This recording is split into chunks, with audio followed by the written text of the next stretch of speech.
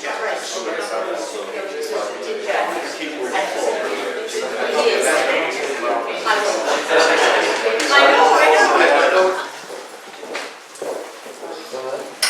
everybody to the Revival Press launch in association with April's Poetry Month in Limerick of Peristeria, a new collection of poems from Tim Cunningham.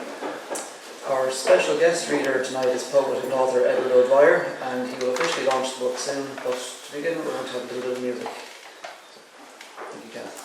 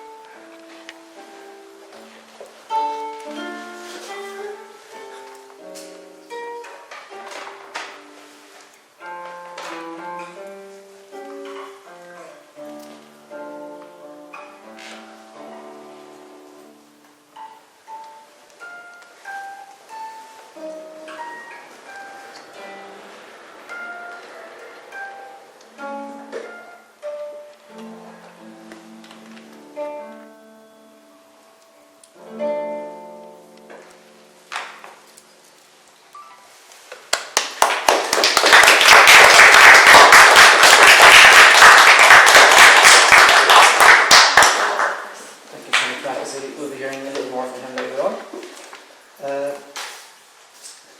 Tim Cunningham was born in Limerick and educated at C.B.S. Limerick and Birkbeck College, London. He has worked mainly in education in Dublin, Trowbridge, London, Delaware and Essex. He recently returned to Ireland and now lives in Westport, County Mayo. Revival Press, the poetry imprint of the Limerick Writers Centre, has published 6 previous collections of poetry by Tim. In this new collection of poems, he revisits some of his favourite themes such as nature, faith, mortality and loss. Before we hear a little more from the new book, we would like to welcome Dominic Taylor, the director of the Limerick Writers Centre, to say a few words.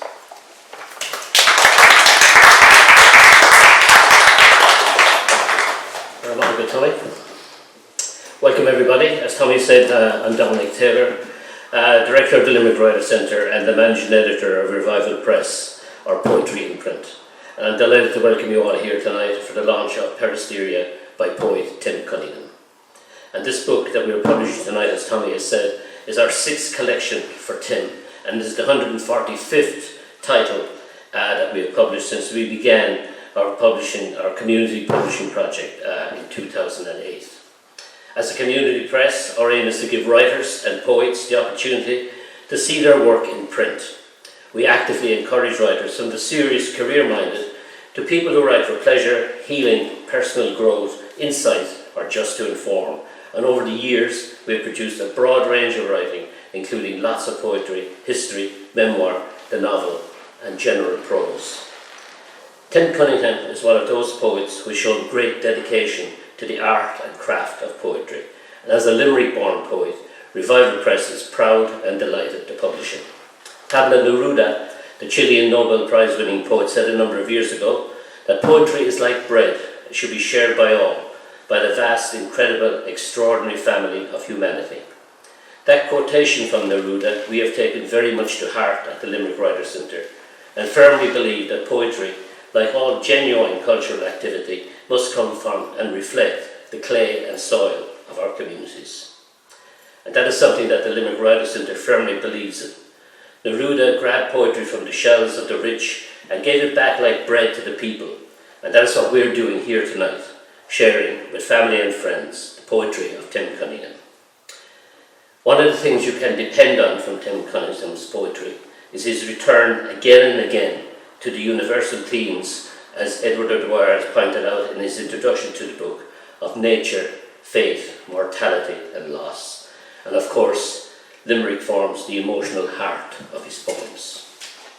Tim jokingly berates me that I only ever give him 10 minutes to read at his book launches. and that is even less than what Andy Warhol famously said, that everybody is entitled to 15 minutes of fame. So tonight I have agreed to give Tim ample time to read from Peristeria, and we'll have a little break in the middle for music from my friend Ken Maxey here. So Tim, no more complaints. Plenty of time tonight. So we get on with the launch. I'm delighted to see so many of you here this evening to support Tim's book launch. Firstly, it is great that his new work is now available in book form. And secondly, again, I keep saying this, it is through the sale of books, like Tim's, that we can continue to reinvest and publish new writers. There is no pot of gold or money that we can access, so everything we do is depend on sale of books. So when you buy Tim's book, you're not only supporting him, but other local writers also. I'd like to thank a number of people who helped make this occasion a success. Thanks firstly to Tim for the delicate perfection he brings to his poetry. I think we can say, to paraphrase Yeats, that he has learned his trade well.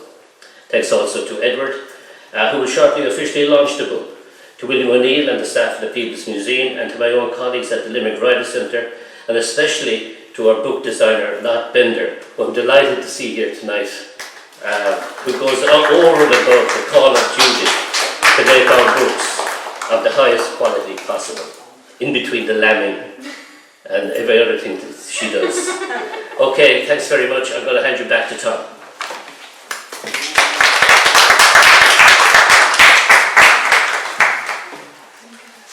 Thank you, Dominic. To formally introduce the book tonight, we have Edward O'Dwyer.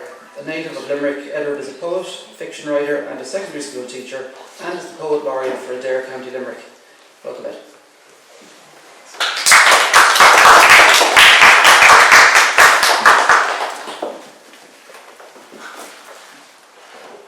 This might take 15 minutes.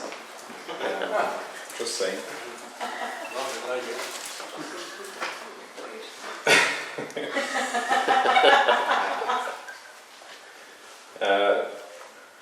I was honoured to be asked by Tim to do this, and I'm very interested to see will he regret it. I first met Tim Cunningham in the late summer of 2006. He was promoting his second collection of poems at the time, Unequal Thirds, and I'd been at the White House in Glenbert Street on a Wednesday evening. Just happened to be there and heard him reading the poems from that book. I was very new to this scene at that time, and I can remember how in awe I felt of guest poets. These people with their own books, and alive, because poets weren't meant to be alive.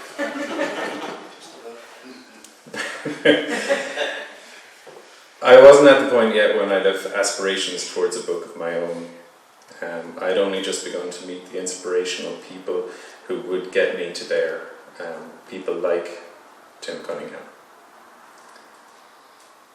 When that reading ended, Tim was surrounded by adoring fans who wanted to purchase books and have them signed. Some of them were friends, that was clear. Among them, Bertha McCullough, to whom this book is dedicated. Season goers to such evenings, I thought it good manners to stand back and wait for my chance to speak to him. I can tell you as well that I was nervous about that. And when I got there, the stock of books was gone. I hope the same happens tonight. I thought I'd missed my chance. I must have looked crestfallen. And so Tim asked for my name and address, saying he'd be delighted to send me a copy by post. I paid him for the book, but he wouldn't hear of it when I mentioned the cost of postage. And that's his character. Unequal Thirds became and remains a very important book of poems for me. I was just learning to write poems at the time, and I was able to progress because I came across books like it, books containing many poems I found myself admiring. They were just like maps to treasure. The poems were accessible but full of clever ideas and a painterly attention to detail. I have become friends with Tim, but I was a fan first. And it's as both a fan and a friend, but for the greater part as a fan. I want to tell you about his new collection, this one here, Peristeria. It's his 9th collection, and so it's the latest in a significant and dedicated poetic journey. And I find it impossible to remove Peristeria from the context of the journey, even for the purposes of a book launch, because Tim has always been unfailingly true to the particular ideals of his vocation as a poet. Each book is a progression in a life with poetry. I wrote a blurb for Peristeria, and you'll find it at the back of the book if you have your copy already. And in its opening line, it states that the book is first and foremost a celebration of life. And quite simply, that is what was plainly clear to me when I read the poems first. I found it interesting then, when I reread the inscription he wrote in my copy of Unequal Thirds all those years ago. He wrote, "Wishing you success, happiness, and an abundance of the joy of life." The joy of life is always the poet's to celebrate and record, and it's a duty I can so clearly see in Tim Cunningham's work as a whole. Tim couldn't be more dedicated to the duty, but his work is also extraordinarily honest and astute in perceiving the world, and never shies away from challenging its problems and flagging the losses that arise from them. With that said, I want to talk about Peristeria now in this particular light. Now, I generally think of a collection's opening poem as its handshake, and it's certainly the case here. We learn in the title poem that Peristeria refers to an exquisite orchid and is notable for the shape of its bloom, the flower sculpture of a dove. References to birds and art here are indications of poetic interests that will remain and be frequent throughout the collection. From here, the poet proceeds to introduce the sacred.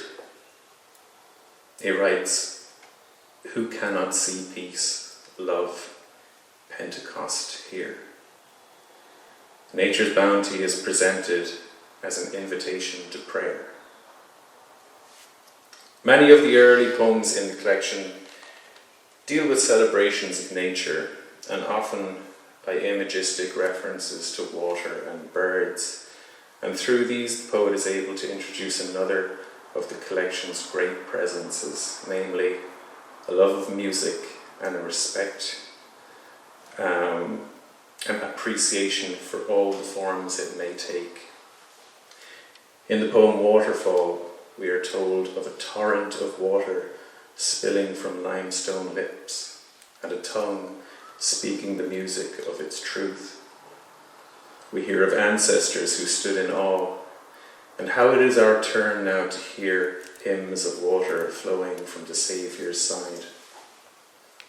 Cunningham's witnessing of such moments is Wordsworthian, as he mentions emotion's whitewater rapids flooding the brain, a line that would sit very, very comfortably in the prelude to lyrical ballads. There's simply too much beauty in it all to be a great series of random accidents, and while the poet's allusions to the sacred are regular, so are they to the artistic and performative. For instance, the clouds are performance art against a wash of sky in the poem Casting a Cloud. And by a flock of leaves, which is the book's 8th poem, the regularity of the juxtaposition of the God-made and the man-made is clear as the poet draws us in to their conjoining before the tensions that will appear between them in later poems. The simple metaphor of autumn's welcoming carpet is subtle preparation for the intrusions of man upon the natural world that will come frequently later on. By Forecast, which is the 11th poem in the collection, things are headed just that little bit more towards the ominous. As Cunningham's concern for the future is insinuated, as is his belief that nothing of this world should change too quickly. He finishes the poem, "As for tomorrow, prevailing winds would indicate that tomorrow stays much the same. The modern world has become jet-engined in the poem Bridget, before Treasure This makes abundantly clear the need to handle time with care as it recedes into the past, to allow for the sorting and preserving of what is precious and which hurry can never permit. One of the victims of this jet-engined world is kindness, as in the poem Fáilte, where barbed wire fences and bullets replace the nature imagery of earlier poems. The future is on the line, no less. Relentless, the apocalyptic horsemen bear down on the child who carries precious futures in his hands, Cunningham writes. The final image references the cost of our perceived progress. He writes, "What kindness will embrace the child, cupping the future like a hurt bird in his hands?" That's just one instance in the collection where the future is represented as an injured bird. That loss turns to a loss of valued tradition in the poem, a strange familiarity, as the poet expresses concern at the image-driven and fancy-packaged modern Ireland. He remarks, "Boutique hotels have their father's nose, their mother's eyes." A little inside knowledge here. I know all too well that Tim wishes the Old Quarter Boutique Hotel, where he stays in Limerick, was still called the Old Quarter Lodge. He will always lament this. In the poem, he mentions those returned, those visiting, and attending Mass and not knowing when to kneel and sit. This loss of tradition and faith in particular is evidently worrying him, as tradition can mean the safeguarding of values. That's something that comes across strongly in these poems. Still, the poet maintains hope, because his worry arises from his fervent belief in the beauty of the world and the joy of life. And we see that hope in focus at times.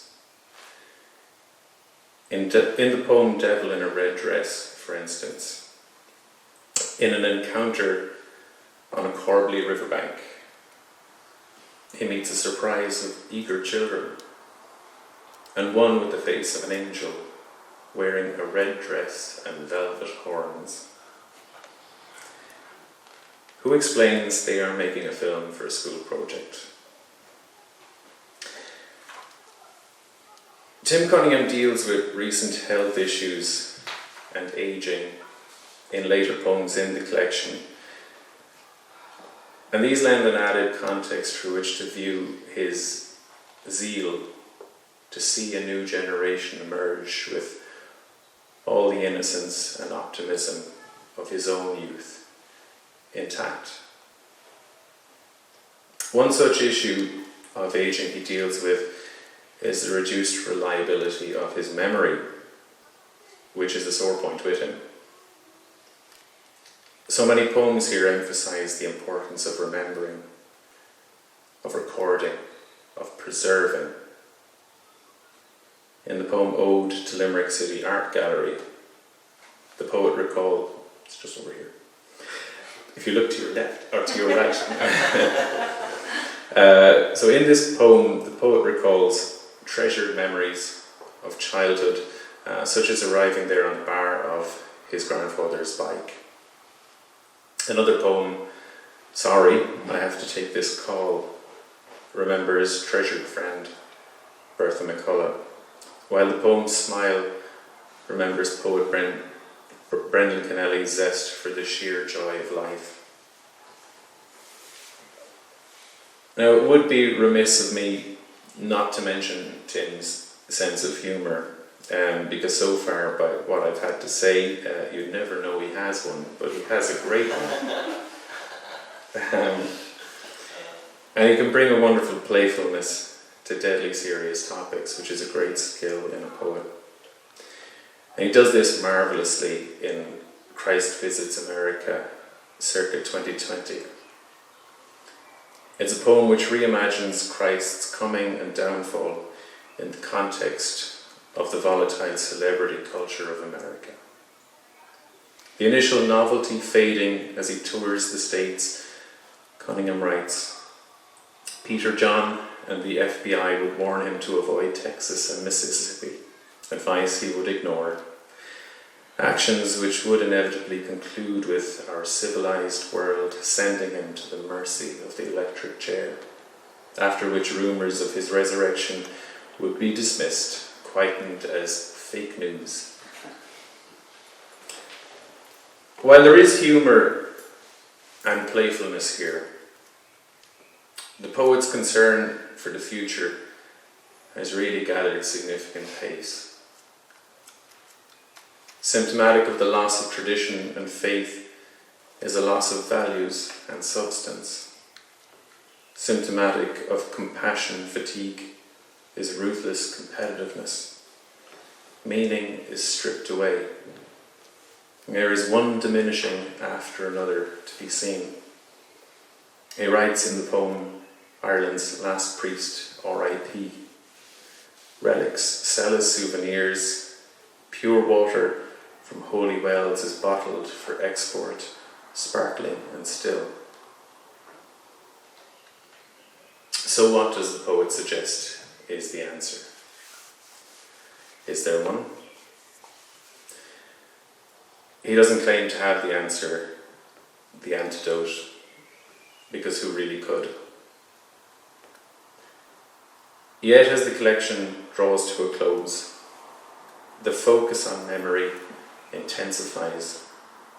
And I found this intensification both intriguing and important in the collection's overall effect.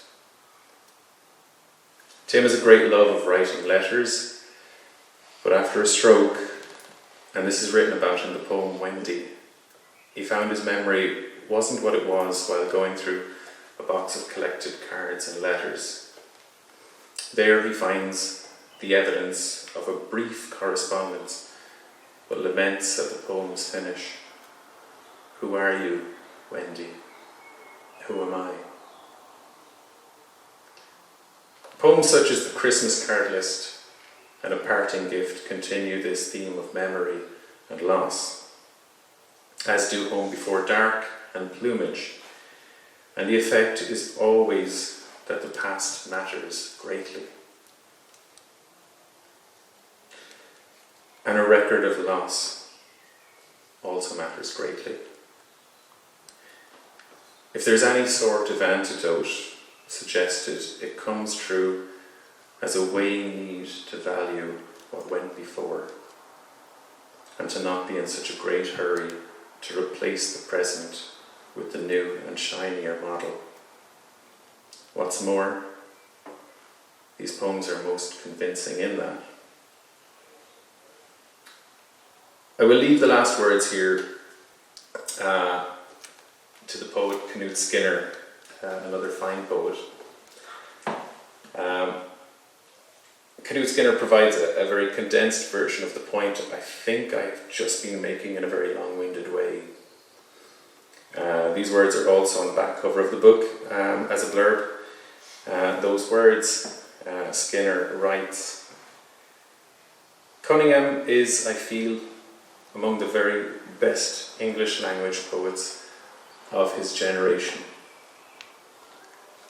That is the poet I just made. That's the point I just made, right? Okay, just checking. I just want to congratulate Tim on being one of the finest English language poets of his generation. Spread the word, please. I will. And I also want to congratulate him on this new landmark in his poetic journey. So at that, can I welcome Tim Cunningham.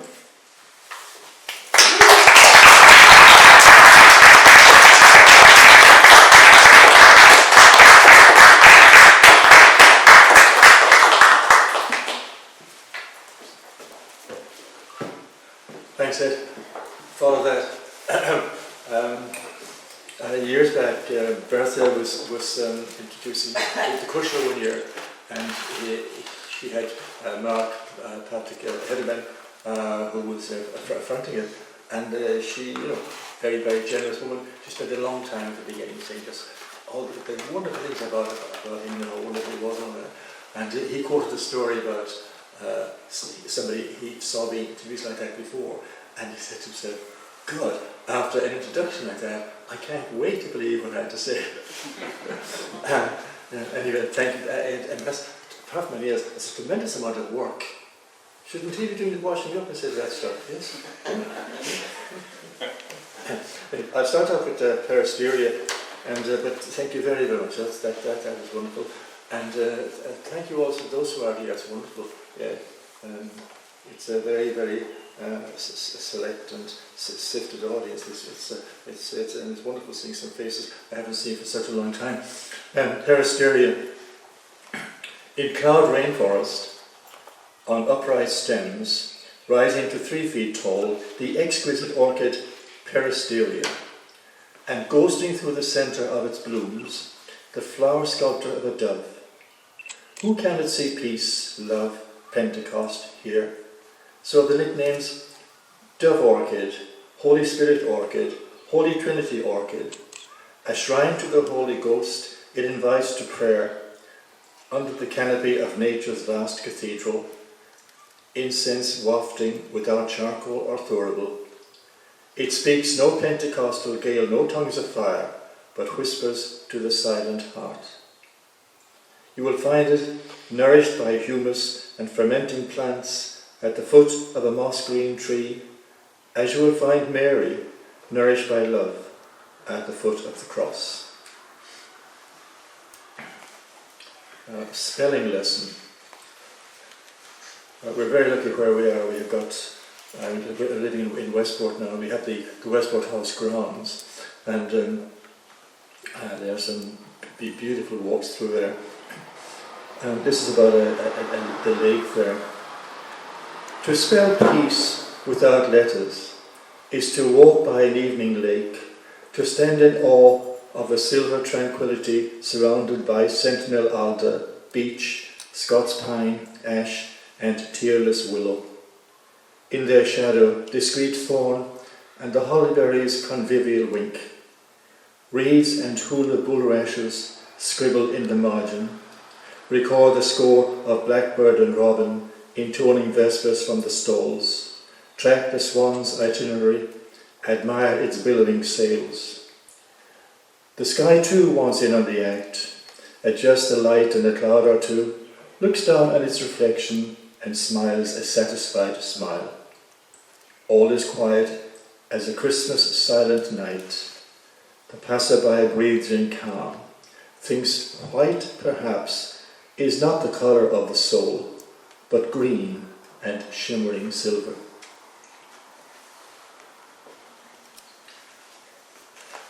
Waterfall, this is in the Glencar in Leitrim. And I've seen Niagara, and I prefer this. It's more accessible. Waterfall. Irresistible, that primal call to the sound of rushing water. I heard it in the valley of the standing stones, followed it by gravel, grass and boardwalk, a patient climb as if to a holy place. Suddenly, the torrent of water spilling from limestone lips, silvered by sun, framed in the greens of alder, beech and mountain ash, a tongue speaking the music of its truth, powerful as Beethoven's ninth, pure as the Pia Jesu, its changing sameness pouring onto mudstone, churning to a milky pool. Here, ancestors stood in awe. We joined them in the queue, experienced a now moment par excellence, divorced from metaphor, bypassing comparison with Niagara, the myriad legends of river and sea, hymns of water flowing from the Saviour's side.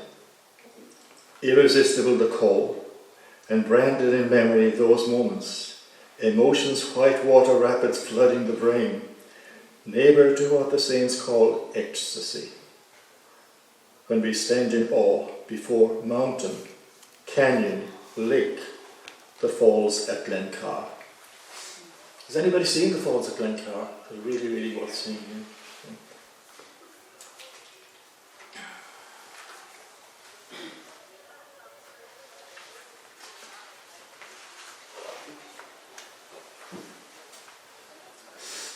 The Wren is very special to me. When I was 6, I was out for a week on holiday in Dublin, and we were out from the city. Now at that time there was a massive difference, and Newcastle West wasn't on the doorstep. I got a train out there, went on a horse and cart from the station to where you lived. And but my father, I remember in one of the letters he wrote to my mother, talking about life in the army, young people being killed, life disappearing like a wren into a bush. It's always stuck with me as one of the lines I love. And wrens are the New World birds, and this is the only species to have colonised the Old World. That's from the Field Guide to the Birds of Britain and Ireland. Bucking the trend, the wren brought his sheet music from the Old World to the New, adding to the hedgerow repertoire the choir stalls of furze and thorn. He didn't fly business class on the legendary eagle's back, but survived the Royal Atlantic, his tiny wings punching well above their weight. A welcome colonizer he remained, but why endure the hunter, the wren boys flushing out with kettle and pan, and the decimating winters with hail's sharp arrowheads, stiletto ice, the suffocation of snow? Perhaps he had a reason, not yet divined by us, some secret intimately shared with Hardy's darkling thrush. You probably know the darkling thrush, it's an absolutely beautiful poem.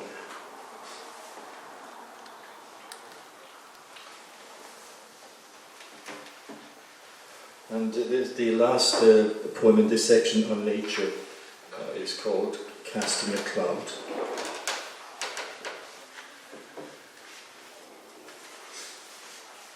Casting a cloud.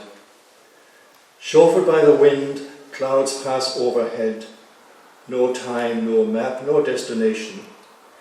They can be named but not controlled, those clouds whose playground is the sky, cirrus, cumulus, stratus. We call them magic carpets, fairground candy floss, Apache smoke signals, matador capes. All day they are performance art against a wash of sky, an infinite variety of shapes and size and colours. Sunsets paint them red, before they are night curtains drawn back by stagehands to reveal the drama of moon and stars. Art claims them for its own, dipping its brush in cloud. Raphael's is a saint's footstool, Titian's the curve of flesh. The cloud in Montenegro's San Sebastian is a pale rider on horseback, and Bernini's Teresa falls back in ecstasy into the folds of a cumulus, hewn from travertine stone. Strangers to art, religion and metaphor, they simply proceed on their journey, while we conjecture what lies beyond those transcendent clouds of unknowing.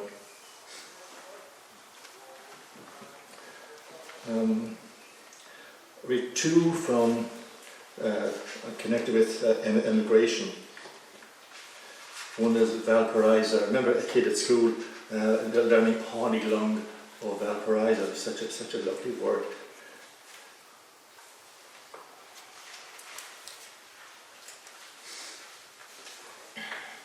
I'm very, very aware of previous generations and the talent some of them had, and the inability because of circumstances to actually pursue it. My grandaunt, this is about, I think one of the most intelligent women I've ever known, one of the most intelligent people I've ever known, but of course no opportunity through education or whatever. Hánig Long of Valparaiso, pouring the broom. Valparaiso, in the beauty contest of words, she would have been queen, exotic, enticing with Svengali vowels, I thought of that ship from Valparaiso, watching my aunt at the kitchen window, combing her mermaid hair, still black as the coal in the tea chest by the fire. Her thoughts always travelled back to the carefree child running with ponies in Adair's open fields, splashing with her friends in the majestic Mag, singing in the choir at Sunday Mass, where the two Americans heard a voice they thought one day would grace them met. Then that whispered conversation when everybody thought she was asleep. But their ship sailed starboard home without her. For me, her Pennywell kitchen was the Met. Her Kevin Barry would melt a hangman's heart, and the sun never set as gloriously as when she sang Galway Bay. With the voice of a lark, she sang through tears the unheard repertoire, the unacknowledged side of emigration's coin. And a familiar word to you, familiar to nearly everybody, got to be acted on. Fáilte, beautiful word, fáilte. Where I am, we're living in Westport, and we have so many people now from the Ukraine, and they do a tremendous amount in incorporating people and so on. And they put on a concert, so many from Ukraine on St. Patrick's Day, and it was brilliant. I mean, the standard, it was absolutely world class. Couldn't believe there's so much talent with just the handful of people who were there. Fáilte. Relentless, the apocalyptic horsemen bear down on the child who carries precious futures in his hands. But who will rein in those horses while he flees without a star to guide him? No pillar of cloud by day, nor pillar of fire by night. No sign at the crossroads saying, "This way to the land of milk and honey." He runs on fear and an instinct to survive. Imagination cannot turn him to a bird or a fish, escaping the huge nets of borders, the barbed wire fences and security guards of governments, strangers to compassion. And his murdered parents cannot pay a bribe. What kindness will reach out and shield him from the bullets, pluck him from the overcrowded boat? This child, who brings no gold or frankincense or myrrh, but challenges each country to define itself, interrogate its soul. Will Lady Liberty welcome him, or will she too plead compassion fatigue? Will Ireland's grottos, Marian shrines and holy wells remember hunger and coffin ships, or is Céad Míle Fáilte just for the tourists? Listen to their thunder. Those apocalyptic hooves are gathering pace. What kindness will embrace the child, cupping the future like a hurt bird in his hands? And three little points about Limerick. One is called Ode to Limerick City Art Gallery, and I sent this to the director and didn't get an acknowledgement, which I thought was a little bit ironic, because I was at an exhibition at the Victoria and Albert. I went to several, one I was at, and I just wrote a poem about it and sent it to the V&A. I got a most beautiful letter back from the director, and the next day another beautiful letter from the assistant director. And this is the V&A, and across the road I can't even say thanks for you. Oh dear. Yeah.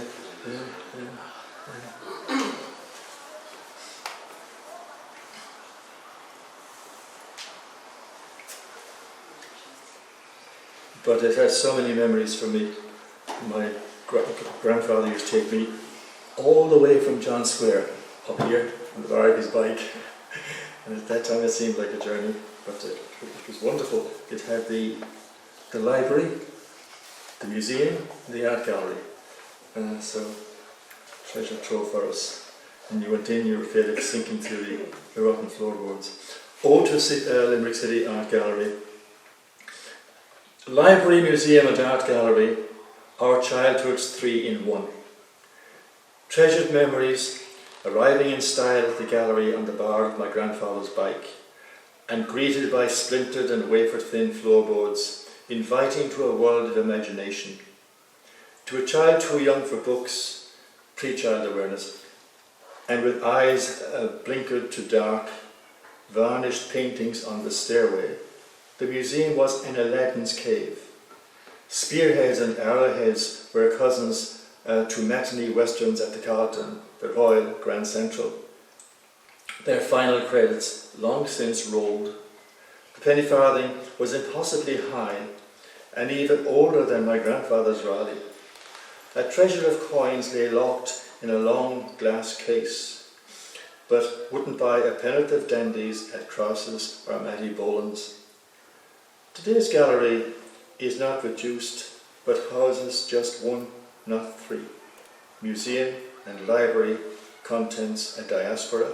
The art too understands diaspora, its popular pieces constantly on loan. The current exhibition invites reunion, like family home for a wedding. Pieces rejoin the permanent collection. Familiar faces back for the occasion. Keating's Simple Folk, a trinity of mother, father and son. Shorthand for that other country, the west of Ireland, always a favourite. Simple folk, without a question mark. We should have listened. Charles Lamb's Country People at Prayer, another trinity, father, mother, daughter, speaks with no less eloquence of our past. What gained, what lost, what flames extinguished. Prominent in the centre of the room, Thin Veil by Oliver Shepherd, lies naked as a classical Greek athlete, and brazen as brass. Her bell rings out, clear as the Angelus, summons us to celebrate the visceral joy of art. Library, museum and art gallery, so long ago, so now, still competition for Patrick's shamrock.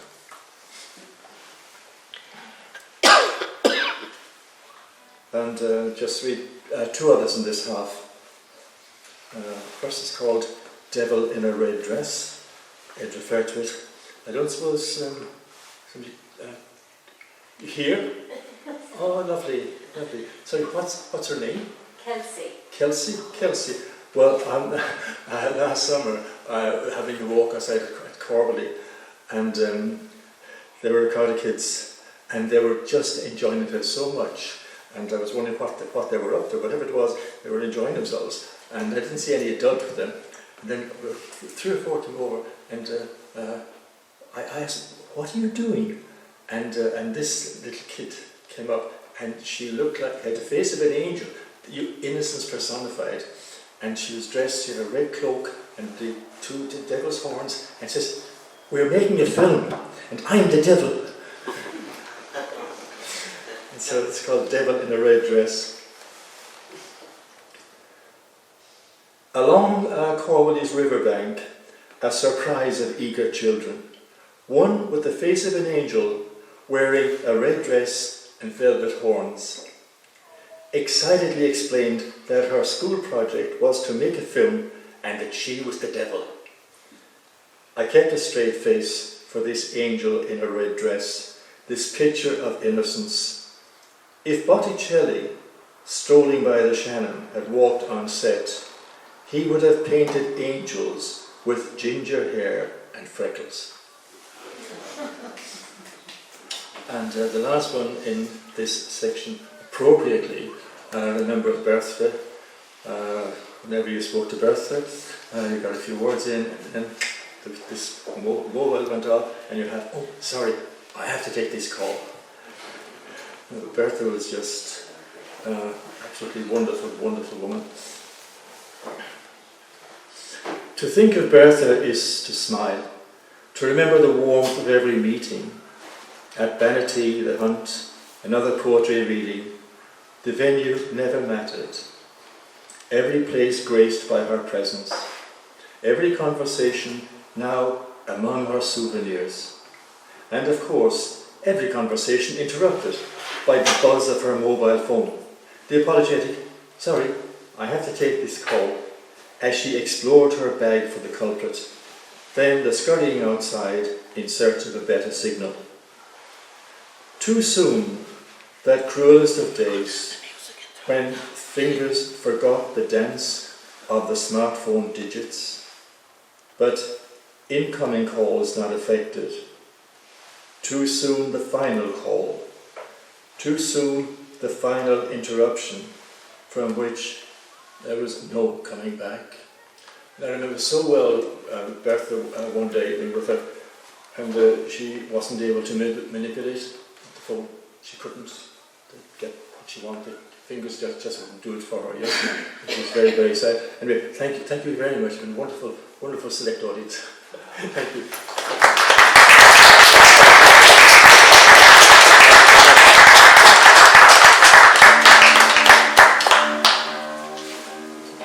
Thank you, Tim. We now have a musical interlude with our guitarist, Kenneth Maxey.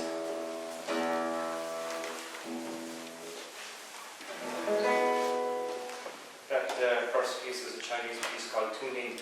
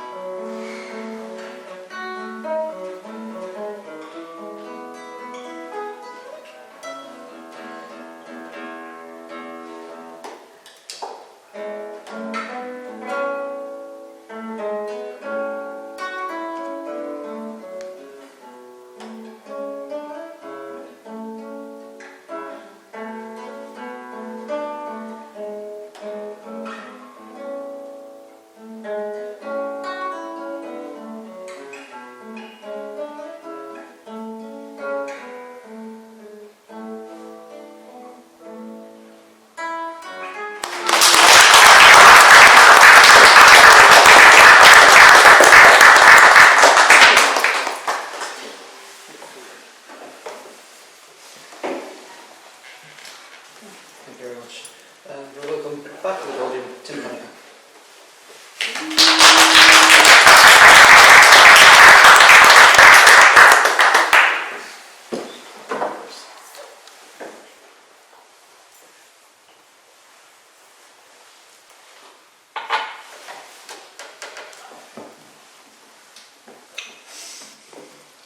Been very brave, nobody ran away.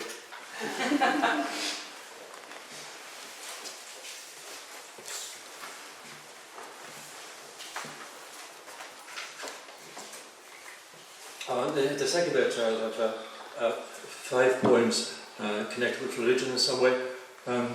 Being connected with religion isn't saying they're religious poems, and I'm not saying they're devotional poems, anything like that, but they are connected with religion. And then I'll have a few on war, and end with a couple of love poems.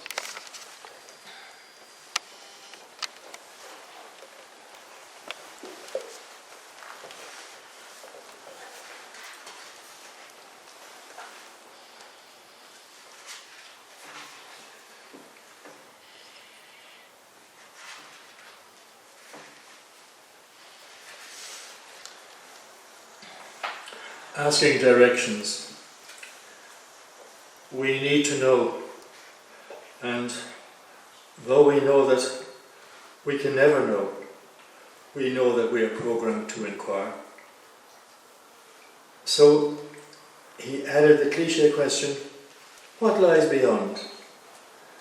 Rung by rung he climbed up curiosity's ladder, asked everyone from novelist to saint, as if asking a local for directions.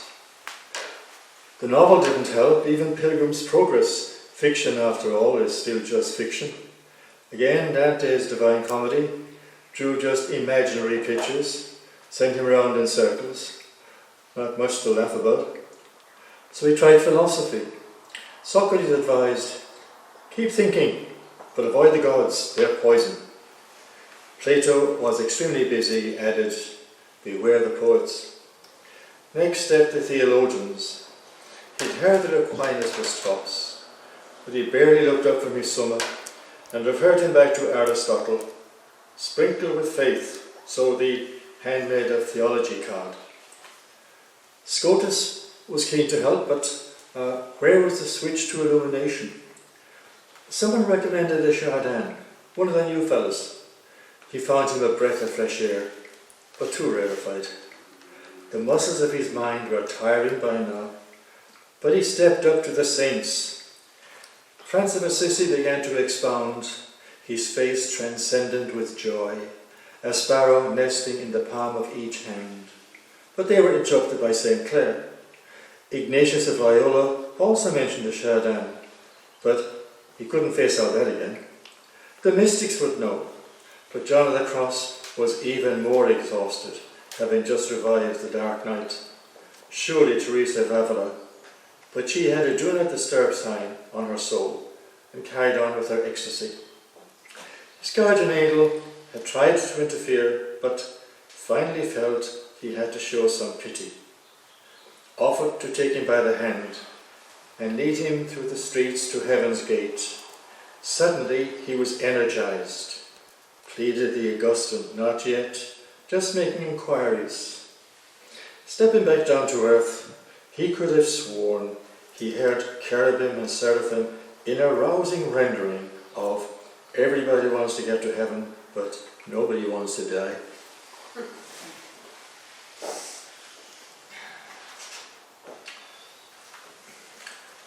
Christ visits America, circa 2020. If Christ were to visit, call into America with his gospel of love, he would be a curiosity, invited on radio and the network's late night chat shows, viewers fascinated by talk of the meek inheriting the earth and catchphrases like blessed are the poor. His parables would be critiqued by the literary mags, his miracles scrutinized by the best scientific minds. Millions would be friends on Twitter. Millions would counteract with hate mail. His celebrity status would guarantee invitations to preach in every state. Peter, John and the FBI would warn him to avoid Texas and Mississippi, but advice he would ignore. New York and California would line the streets for the Jesus Mobile. But within days, adulation would turn on its head. The worst of networks and social media would have their populist way. Some governor would succumb, have him arrested, wash his hands and ask, what is truth? To pacify the mob, he would offer a choice. Who will I release, this man or the country's most violent and hated criminal? Let's call him, say, Barabbas. The frenzy would cry out, Barabbas, release Barabbas, execute this man. Of course there would be no scourging, no crown of thorns, not in our civilized world, just the mercy of the electric chair. The event would be recorded live, the giant screen erected in Times Square, then a discreet burial and media silence for 3 whole days. Gradually, rumours and stories would spread. Some would swear that they'd seen him, that he was risen from the dead. Now that kind of talk would be dangerous, could fan the conflagration. So the enemies of truth would conspire, rally around the flag and the well-worn slogan, fake news.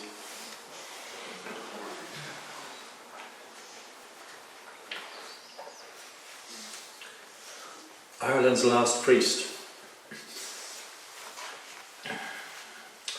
Historic, the death of Father O'Halloran, Ireland's last Catholic priest, and last echo of the voice of St. Patrick, who preached the gospel of love to a people steeped in the spiritual, awareness of the other world stamped on their DNA, and nature the style to step across. Patrick's voice was singular and strong, never contradicting precepts of the heart. For centuries it rang, welcome as the Angelus bell, to captive ears, and music in tune with birdsong, the running stream, the breeze through oak and willow. A perfect harmony, voices blending like tenor and soprano in a choir. But sour notes were introduced. Authority's off-key voice took its wrecking ball to the edifice of love. Original thinking was sidelined by dogma and catechism certainties. The joy of flesh was demonized, jealous eyes invading the bedroom, curtains pulled back on the Vatican squinting windows, straitjackets, never a comfortable fit, were mandatory, and love's gospel replaced by thou shalt not. Straitjackets would never be the fashion, and inevitable change arrived, but too late, like French ships appearing up the Seine. The mica in authority was exposed, guilt's controlling arrows lost their flights, babies in bathwater were flushed into our Jordan. Affluence brought us to a high mountain with its mirage of heaven on earth. A new prevailing wind had settled, and the secular seed was rampant. The diffident bird was not returning to its cage. Yet the curious still search for mass. What price delight? Rumi has an expression, delight comes in through the wound. Saul, knocked from his horse on the road to Damascus, rose, transformed to Apostle Paul. The light comes in through the wound. How deep the wound, how bright the light. In the Garden of Gethsemane, Judas kissed Christ on the cheek, found the tree and hanged himself. The light comes in through the wound. How deep the wound, how dark the light. Bernini chiselled Teresa in marble, pierced her heart with an arrow, gave her the face of ecstasy. The light comes in through the wound. How deep the wound, how bright the light. 4 war poems. And now the first 2 are about Ukraine.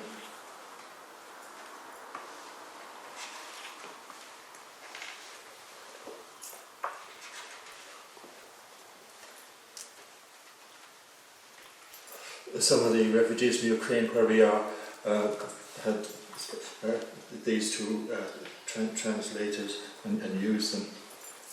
which is a great compliment.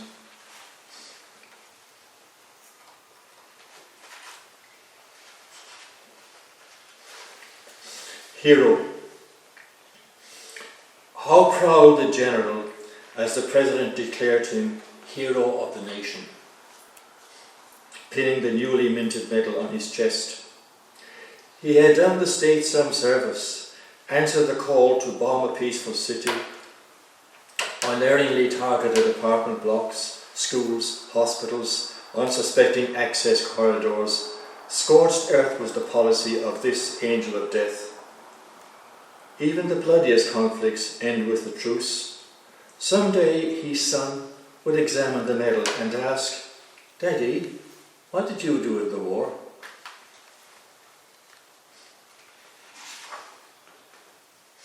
A sequel that's linked. It's imagining that you have an ideal family coming over, refugees, and Hollywood saying, "Oh, we're onto a good thing here," and it's like, this would be a wonderful film.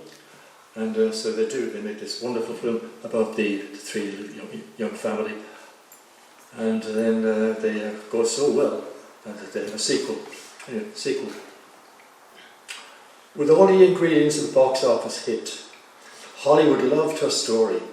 The beautiful young mother with 2 children, desperate to escape from a city under siege. Twigs floating with the flood of refugees surging towards a safe border. The sky above, an explosion of stars, a macabre fireworks display of rockets, bullets and bombs, visiting apartment blocks, hospitals and schools. Miraculously, they survived the access corridor's gauntlet, resting freedom's gold medal tape. Her husband chose to remain and fight. Hollywood's instinct was spot on. Best actor, actress, newcomer and special effects. So Oscars, red carpets, parties, interviews replaced the living nightmare. The sequel came hot on its heels.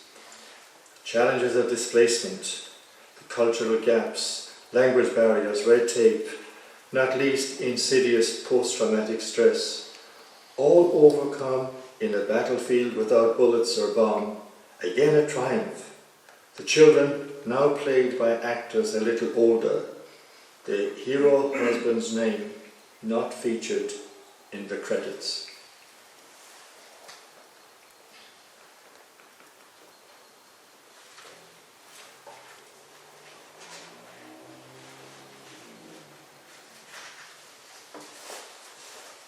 Most of them go forward, now and again I've got to go back. Oops.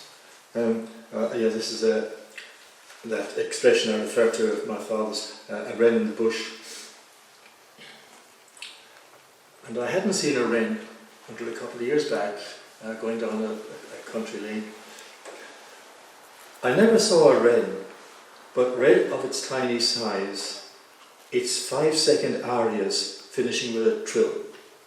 The myth of its riding an eagle's back, folklore's belief in the terrible fate that awaits if you harm one, and its massive mortality rate in hard winters. I never saw a wren, not until this morning, walking the lane from Mount Brown, like the carefree rains my father's childhood knew. Its flight was a now you don't moment. Before his now you don't moment, my father wrote from the trenches of life disappearing like a wren into a bush. That was a hard winter.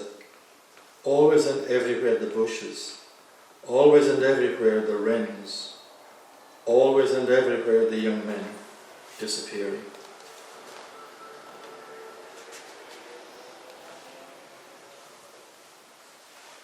And this is an odd kind of thing.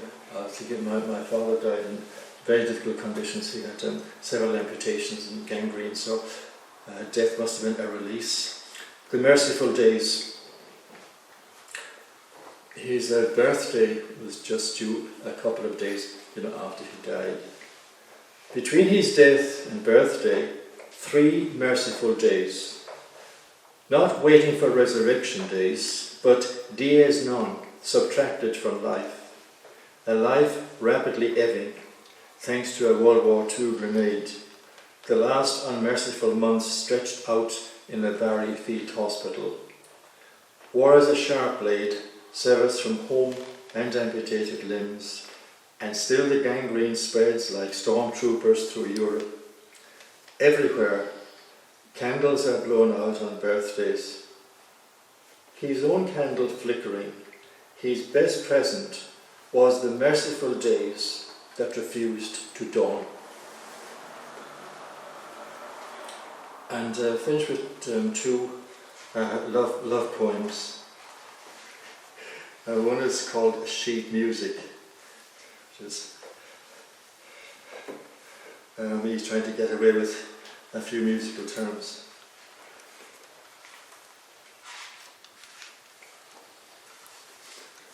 Sheet music. Since first our eyes met, Terramente, and my fingers played glissando on the strings of your raven hair, we have scaled life's octaves con amore, known love's major and minor keys, lips meeting from adagios to lingering largos, intimo love's vocabulary, appassionata, the braille of skin. So rich a remembered repertoire, as our eyes still meet, Terramente, and my fingers play glissando on the strings of your silver hair. And the last poem is called Flower.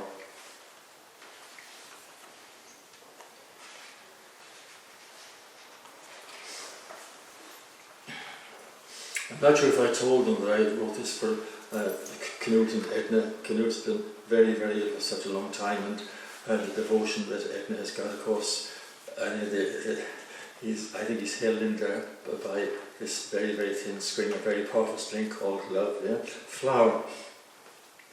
Love's flower is not an immortelle, but flourishes in rich soil. Fresh as dew on a daisy, it peeps from the bud, feels the sap of life rush through vein and petal, blossoms, dances on the parquet floor of heaven. Nourished by sunshine and rain, it repels aphid and caterpillar, grows, deepens, matures. What fragrance compares to its perfume?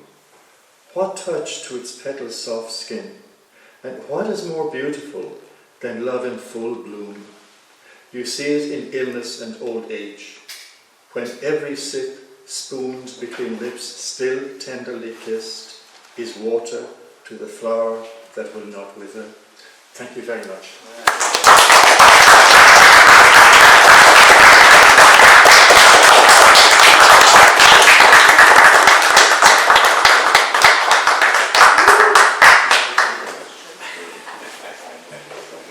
Thank you very much to Tim and to Kenneth and for everyone who came here tonight. And a reminder that Tim's new book is available to purchase at the rear of the room. Thank you very much. Good night. Thank you.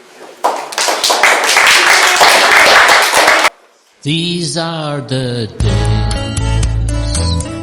These are the good old days. These